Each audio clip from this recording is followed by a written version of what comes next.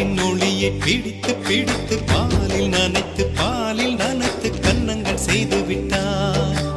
உலக மலர்கள் பறித்து பறித்து 2 பந்துகள் அமைத்து அமைத்து பெண்ணை சமைத்து விட்டார்.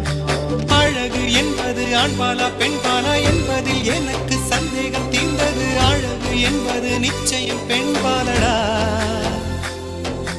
கவிதை என்பது மொழியின் வடிவம் என்றொரு கருத்தும் இன்று உடைந்தது. கவிதை என்பது கன்னி வடிவமடா. மின்னலை பிடித்து